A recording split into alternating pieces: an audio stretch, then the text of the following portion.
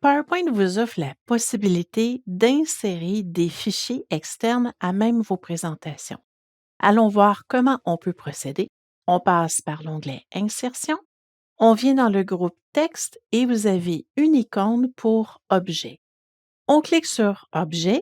Si on fait Nouvel objet et qu'on choisit le type, on pourrait effectivement créer une feuille Excel, un autre fichier PowerPoint.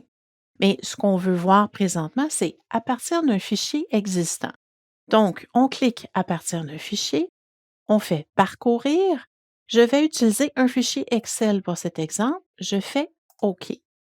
Si je fais cliquer OK dès maintenant, vous avez au niveau de l'option Résultats, PowerPoint qui vous indique que le contenu du fichier est inséré sous forme d'un objet pour qu'on puisse l'activer et qu'il puisse être modifié. Voyons ce que ça donne. Si je fais OK, nous allons avoir un objet qui est déplaçable, qui est modifiable, donc on peut changer la taille. Si je double-clique dessus, on voit le ruban et les onglets des fonctions Excel et on a ici la feuille de calcul qui est complètement modifiable. Point important, si vous apportez des modifications ici, vous n'aurez plus les mêmes données que dans votre fichier d'origine. Si c'est ce que vous voulez, ce n'est vraiment pas un problème. À ce moment-là, vous faites les modifications, on clique à côté et on peut poursuivre notre présentation. Mais voyons une autre façon d'insérer un fichier, toujours par Insertion, Objet, on vient à partir d'un fichier, on fait Parcourir. Je vais utiliser le même fichier Excel, on fait OK, mais cette fois-ci, on clique la case Liaison. Et vous voyez au niveau du résultat, l'information qui vous mentionne que l'image sera un raccourci vers le fichier d'origine. Donc, les modifications seront prises en compte autant dans votre présentation que dans le fichier d'origine. Voyons ce que cela donne. On fait OK.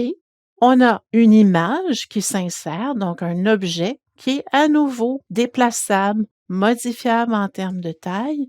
Lorsqu'on double-clique dessus, voyez ce qui se passe. On a une nouvelle fenêtre Excel qui nous ouvre notre feuille de classeur dans laquelle on peut apporter des modifications. Si on fait une modification, par exemple au niveau du premier nom, Antoine Bernard, je ferme la fenêtre. On me demande, voulez-vous enregistrer? On enregistre. On voit maintenant Antoine Bernard. Si j'ouvre maintenant une application Excel, allons dans Excel et je vais ouvrir le même fichier adresse. Regardez, Antoine Bernard. Vous avez donc tout avantage à lier les fichiers existants. Par contre, cela vient avec certaines restrictions. Si votre fichier d'origine change de nom ou change d'emplacement sur votre lecteur réseau ou même dans la structure de fichiers de votre ordinateur, le lien sera brisé et vous n'aurez plus la possibilité d'avoir les mises à jour dans les deux fichiers. C'est donc un élément très important à prendre en compte, mais maintenant, vous savez comment insérer un fichier existant comme un objet dans Microsoft PowerPoint.